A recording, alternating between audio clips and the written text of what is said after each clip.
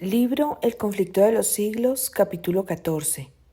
En los Países Bajos y Escandinavia. En los Países Bajos se levantó muy temprano una enérgica protesta contra la tiranía papal. 700 años antes de los tiempos de Lutero, dos obispos que habían sido enviados en delegación a Roma, al darse cuenta del verdadero carácter de la Santa Sede, dirigieron sin temor al pontífice romano las siguientes acusaciones. Dios hizo reina y esposa suya a la Iglesia y la proveyó con bienes abundantes para sus hijos, dotándola con una herencia perenne e incorruptible, entregándole corona y cetro eternos. Pero estos favores vos los habéis usurpado como un ladrón. Os introducís en el templo del Señor y en él os eleváis como Dios. En vez de pastor, sois el lobo de las ovejas. E intentáis hacernos creer que sois el obispo supremo cuando no sois más que un tirano. Lejos de ser siervo de siervos, como a vos mismo os llamáis, sois un intrigante que desea hacerse señor de señores. Hacéis caer en el desprecio los mandamientos de Dios. El Espíritu Santo es el edificador de las iglesias en todos los ámbitos del mundo.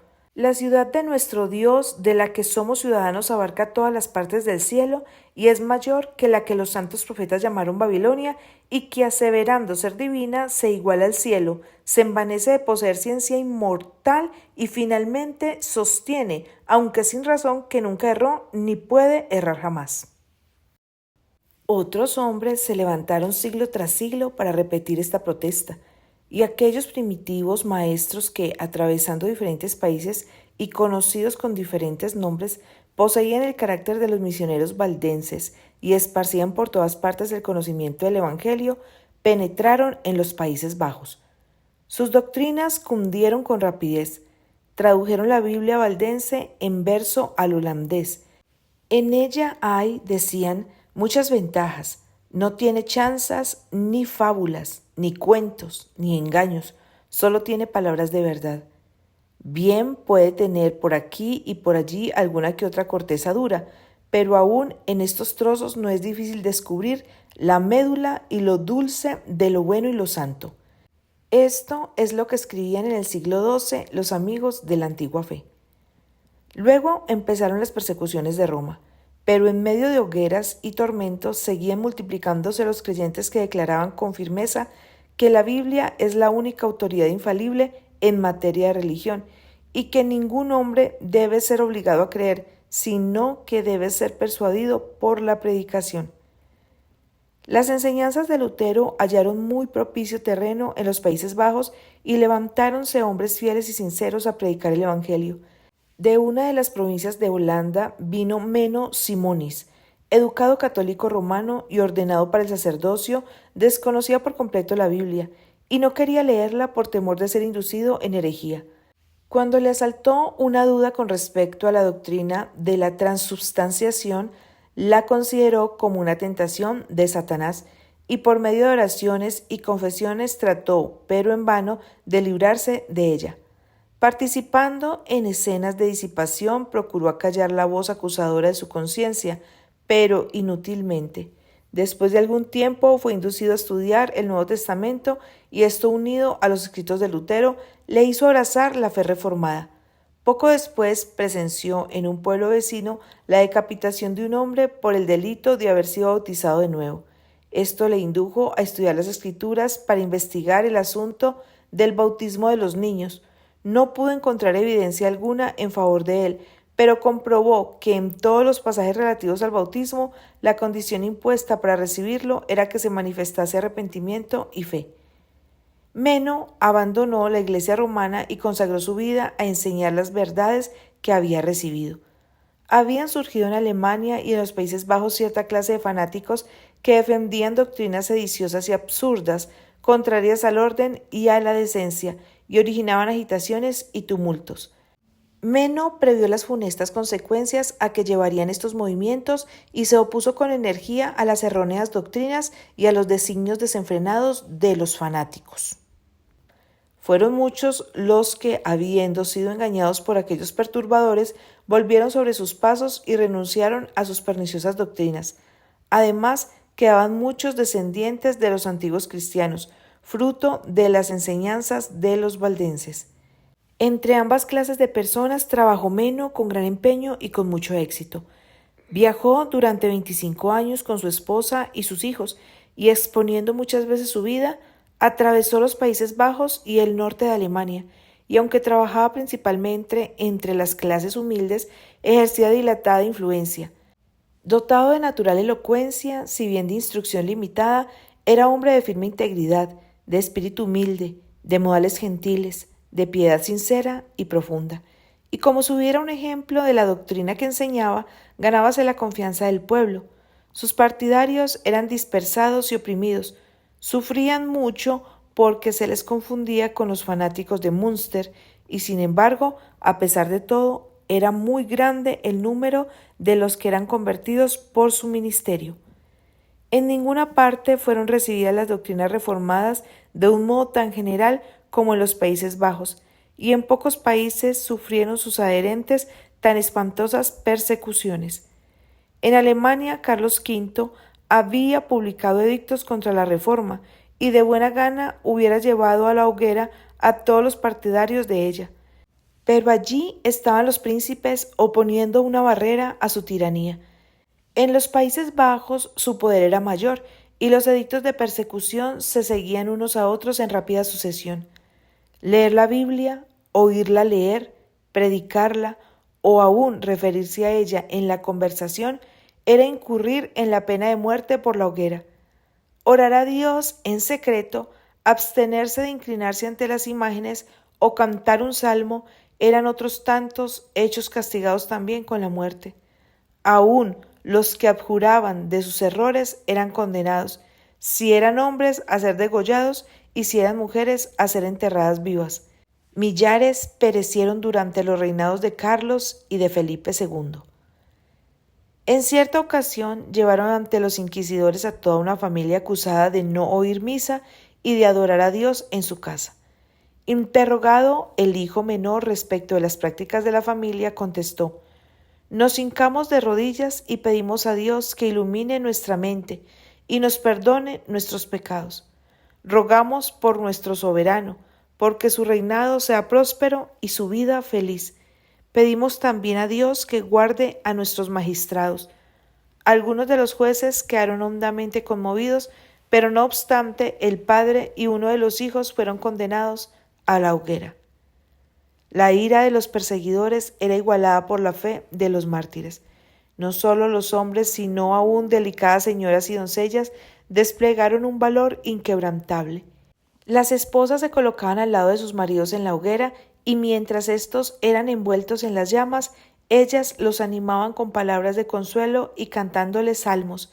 Las doncellas, al ser enterradas vivas, se acostaban en sus tumbas, con la tranquilidad con que hubieran entrado en sus aposentos, o subían a la hoguera y se entregaban a las llamas vestidas con sus mejores galas, lo mismo que si fueran a sus bodas. Así como en los tiempos en que el paganismo procuró aniquilar el Evangelio, la sangre de los cristianos era simiente. La persecución no servía más que para aumentar el número de los testigos de la verdad. Año tras año, el monarca enloquecido de ira, al comprobar su impotencia para doblegar la determinación del pueblo, se ensañaba más y más en su obra de exterminio, pero en vano. Finalmente, la revolución acaudillada por el noble Guillermo de Orange dio a Holanda la libertad de adorar a Dios. En las montañas del Piamonte, en las llanuras de Francia y en las costas de Holanda, el progreso del Evangelio era señalado con la sangre de sus discípulos. Pero en los países del norte halló pacífica entrada. Ciertos estudiantes de Wittenberg, al regresar a sus hogares, introdujeron la fe reformada en la península escandinava. La publicación de los escritos de Lutero ayudó a esparcir la luz. El pueblo rudo y sencillo del norte se alejó de la corrupción, de la pompa y de las supersticiones de Roma para aceptar la pureza, la sencillez y las verdades vivificadoras de la Biblia. Tausen, el reformador de Dinamarca, era hijo de un campesino. Desde su temprana edad dio pruebas de poseer una inteligencia vigorosa. Tenía sed de instruirse, pero no pudiendo aplacarla, debido a las circunstancias de sus padres, entró en un claustro.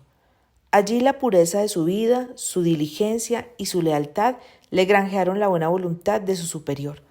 Los exámenes demostraron que tenía talento y que podría prestar buenos servicios a la Iglesia. Se resolvió permitirle que se educase en una universidad de Alemania o de los Países Bajos. Se le concedió libertad para elegir la escuela a la cual quisiera asistir, siempre que no fuera la de Wittenberg. No convenía exponer al educando a la ponzoña de la herejía, pensaban los frailes. Tausen fue a Colonia, que era en aquella época uno de los baluartes del romanismo. Pronto le desagradó el misticismo de los maestros de la escuela. Por aquel mismo tiempo llegaron a sus manos los escritos de Lutero. Los leyó maravillado y deleitado, y sintió ardientes deseos de recibir instrucción personal del reformador, pero no podía conseguirlo sin ofender a su superior monástico ni sin perder su sostén. Pronto tomó su resolución y se matriculó en la Universidad de Wittenberg. Cuando volvió a Dinamarca se reintegró a su convento. Nadie le sospechaba contagiado del luteranismo. Tampoco reveló él su secreto, sino que se esforzó, sin despertar los prejuicios de sus compañeros, en conducirlos a una fe más pura y a una vida más santa. Abrió las Sagradas Escrituras y explicó el verdadero significado de sus doctrinas y finalmente les predicó a Cristo como la justicia de los pecadores y su única esperanza de salvación. Grande fue la ira del prior, que había abrigado firmes esperanzas de que Tausen llegase a ser valiente defensor de Roma. Inmediatamente lo cambiaron a otro monasterio y lo confinaron en su celda, bajo estricta vigilancia. Con terror vieron sus nuevos guardianes que pronto algunos de los monjes se declaraban ganados al protestantismo. A través de los barrotes de su encierro, Tausen había comunicado a sus compañeros el conocimiento de la verdad. Si aquellos padres dinamarqueses hubiesen cumplido hábilmente el plan de la Iglesia para tratar con la herejía, la voz de Tausen no hubiera vuelto a oírse, pero en vez de confinarlo para siempre en el silencio sepulcral de algún calabozo subterráneo, le expulsaron del monasterio y quedaron entonces reducidos a la impotencia. Un edicto real que se acababa de promulgar ofrecía protección a los propagadores de la nueva doctrina. Tausen principió a predicar. Las iglesias le fueron abiertas y el pueblo acudía en masa a oírle. Había también otros que predicaban la palabra de Dios. El Nuevo Testamento fue traducido en el idioma danés y circuló con profusión.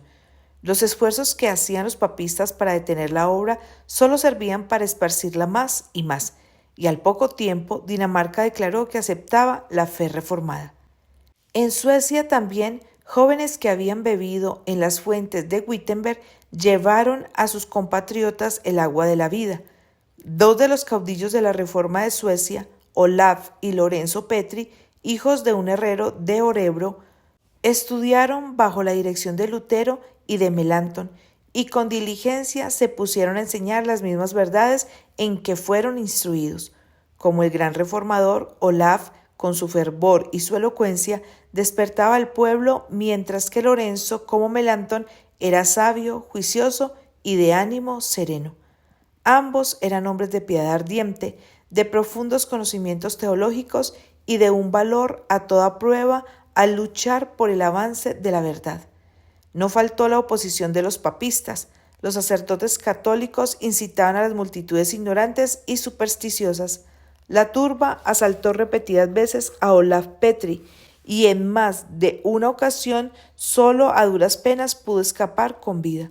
Sin embargo, estos reformadores eran favorecidos y protegidos por el rey. Bajo el dominio de la Iglesia romana, el pueblo quedaba sumido en la miseria y deprimido por la opresión. Carecía de las escrituras y como tenía una religión de puro formalismo y ceremonias que no daba luz al espíritu, la gente regresaba a las creencias supersticiosas y a las prácticas paganas de sus antepasados. La nación estaba dividida en facciones que contendían unas con otras, lo cual agravaba la miseria general del pueblo. El rey decidió reformar la iglesia y el Estado acogió cordialmente a esos valiosos auxiliares en su lucha contra Roma. En presencia del monarca y de los hombres principales de Suecia, Olaf Petri defendió con mucha habilidad las doctrinas de la fe reformada contra los campeones del romanismo. Manifestó que las doctrinas de los padres de la Iglesia no debían aceptarse sino cuando concordasen con lo que dice la Sagrada Escritura y que las doctrinas esenciales de la fe están expresadas en la Biblia de un modo claro y sencillo que todos pueden entender. Cristo dijo: mi enseñanza no es mía, sino de aquel que me envió. Y Pablo declaró que si predicara él otro evangelio que el que había recibido, sería anatema. Por lo tanto, preguntó el reformador, ¿cómo pueden otros formular dogmas a su antojo e imponerlos como cosas necesarias para la salvación? Probó que los decretos de la Iglesia no tienen autoridad cuando están en pugna con los mandamientos de Dios y sostuvo el gran principio protestante de que la Biblia y la Biblia sola es la regla de fe y práctica. Este debate, si bien se desarrolló en un escenario comparativamente oscuro, sirve para dar a conocer la clase de hombres que formaban las filas de los reformadores. No eran controversistas, ruidosos, sectarios e indoctos, sino hombres que habían estudiado la palabra de Dios y eran diestros en el manejo de las armas de que se habían provisto en la armería de la Biblia. En cuanto a erudición, estaban más adelantados que su época.